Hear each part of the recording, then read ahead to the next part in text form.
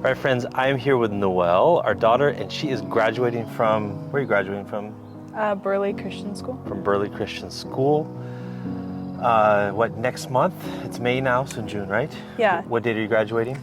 The 9th of June. And I wanted to just sit down and talk with you a little bit about what are your plans? What are you going to do after graduation?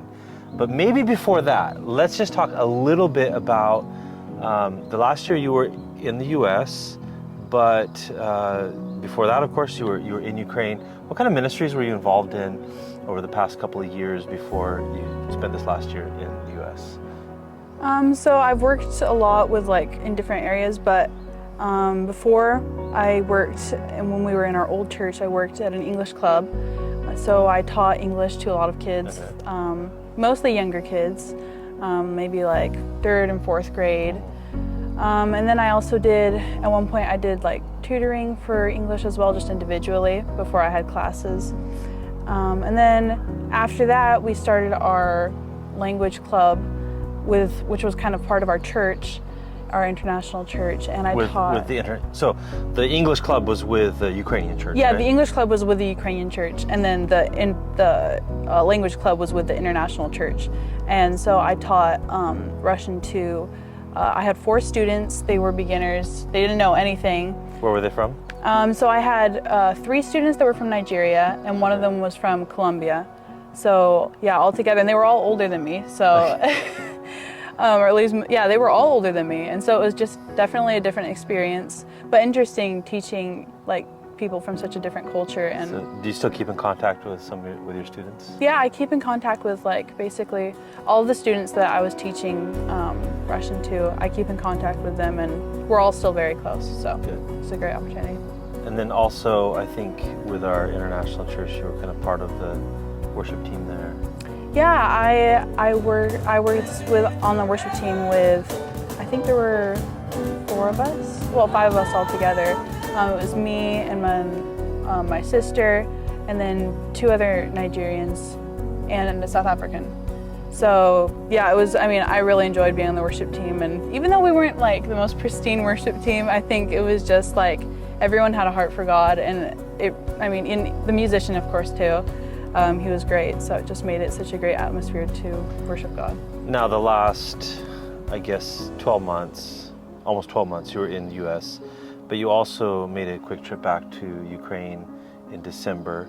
And what kind of ministry were you involved in? Yeah, so over my winter break, I had 2 weeks off, and I was able to go back to Ukraine.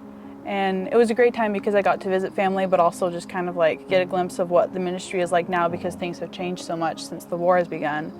But I got to go with you out to Kherson, kind of regions closer to the war, and we got to hand out aid to soldiers, hand out aid to people in those zones that don't get as much. And we also got to hand out, I think I handed out 1,000 loaves of bread, or at least to 1,000 people. In one day, right? Yeah, in one day. It must have been in 2 hours or so, maybe even less. Less than that, yeah, so, a lot of ministry opportunity there. Were there any missile attacks or anything like that while you were there? Did you hear any kind of explosions or anything? Yeah, there was. It was actually generally quiet at the beginning, but then the day that we were going out to Kherson, there was a big attack, and there were missiles over our city. As we were driving out, we could just see the system hitting them down. So it was definitely not something that you see every day here in America, and it's something that really you probably have never seen that in America. No, but yeah, it was definitely just a unique experience, or being in one of these frontline or cities near the front lines that you just hear constant explosions, and that's just normal for them. So was that scary? No, I think once that you kind of you have a grasp of what's going on, and then you've been used to it for a while. You're used to air raids, and also when you're at peace with God and knowing where you're going, it's not really. I don't think it's scary. So you don't mind going back there? No. Okay. I'm excited. Now, first of all, you're graduating in June, and then this summer you're coming back to Ukraine, right? Yeah. So are you planning to be involved in ministries as you come back this summer for a while? Yeah. I'm definitely, I'm excited. It'll be a great opportunity in the summer. I think there's going to be a lot of stuff to do. There's still so much that can be done with the people, just handing out like aid and going out with you, to different areas, hopefully out to the east more. So yeah, just spending time with family. I think I only have about like a month and a half there. So really just using that time. So you'll be, let's see, a month and a half, so half of July and then August. And then what are your plans after that? So after Ukraine, September 4th is when I'm supposed to be in Argentina because I'm going to Word of Life. Word of Life. It's a Bible college and it's near Buenos Aires in Argentina. And I'll be going there for a 10-month course, like a 10-month program. It's called like the Bilingual Bible Program. Okay. So why did you choose that? Why didn't you go somewhere nearby, somewhere in Ukraine, somewhere in United States maybe? I get that one a lot. So basically, it's kind of a long connection, but I remember you told me about it before. You told me, but you had told me about the one in Ukraine. I know that we do have a Word of Life in Kyiv. And then somehow I found out that, I think you told me the administrator was from Argentina. And then that kind of got me interested in it because I was also at the time working on my Spanish. And I just thought, what a great opportunity to learn another language. And so I thought, well, it'd be great if I could learn another language while I'm studying the Bible. And it just so happened that, I found out, oh wait, Argentina, there's a Bible college in Argentina. I think you told me about that too. So then I just kind of... So how is your Spanish at this point? I think it's, I try to be pretty humble about it because there's always, people will do better than you, but I think it's okay. I think that I'm at the level. So tell us like a few things. Tell us where you're going this summer, but tell us in Spanish. Okay. En el verano voy a Ucrania y también a Argentina. Y voy a visitar mi familia. Y también cuando voy a Argentina quiero ver mi hermana que vive en Chile. Okay. Sí, pero... Muy bien. Gracias. So your sister does live in South America. So some reason our daughters are going to South America. So will you plan to maybe try and see her while you're down there? Are you close to her? Or how does that work? Everyone assumes just because Argentina and Chile are neighboring countries, they're close. But, it is closer than, like a 3-day travel. It's closer than Ukraine. Yeah, it's closer to the United States. She'll be my closest family, I guess. But, yeah, I think it's like about a day's travel from there. I think it's like a 2-hour flight and maybe like... You have to get over the Andes Mountains. Right? Yeah. But it's a beautiful area down there. So I hope to visit her like maybe over my my Christmas break.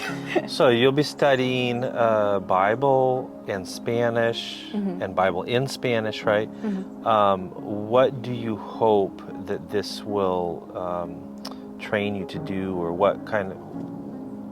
how are you going to be able to use this education or training? Well, how I see it is that like learning Spanish is just like another door. I've said this a lot, but another door to like more ministry. So, like knowing already like English and Russian and then some Ukrainian and Spanish, like that just like the more ministry you can do, the better. And honestly, I see it as like, if I end up in South America, there's so many countries there that speak Spanish. I think that, if God leads me to do ministry there, then I'm happy with that. Or even in the US, there's a lot of large population right now that speaks Spanish that can really use help. But either way, I'm also like really interested in the ministry that they're doing at Word of Life. I've heard that it's really good, like they really are good at teaching people like how to do ministry and how to work with people in your local area and children too. And they have some like actual practical like ministry trips that you go on and stuff like that, right? Yeah, they work with local churches, but then they also do like camps and stuff in the summer. And then they invite kids just from the local town, and so it's just really good and immersive way to So is it pretty expensive? We're talking about $20,000, $30,000, $40,000 a year to go here, or what? No, because it's Argentina, it's a pretty good price. It's like $6,500 for 10 months. Okay. And that's I should probably including, know that. Yeah. yeah, and that's including room and board, Okay. plus like a trip to, I think, the Patagonia. So it's a really affordable price, which I mean also kind of drew me that way because So, it's nice. do you have money to pay for it? I'm working on it. And tell us about your job right now. So, yeah, so when I came to the States, I'd never had a job before just because like getting an official job in Ukraine was a little bit hard. I did have like a little jobs that I did on the side, but when I came here, I could actually get an official job. So I'm working right now at a company. It's kind of like an apparel company that prints stuff for like high school events, like sports events, sporting events, but also they've kind of started doing something new. So I run an ice cream truck basically, Okay. which does a lot better, honestly.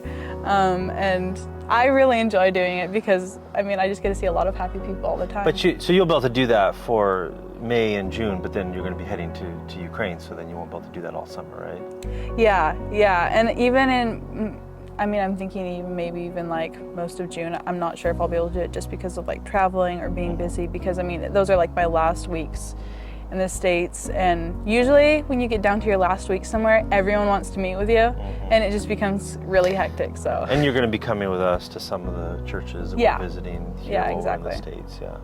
So, so is there any way somebody can help you if they want to help you with your education costs?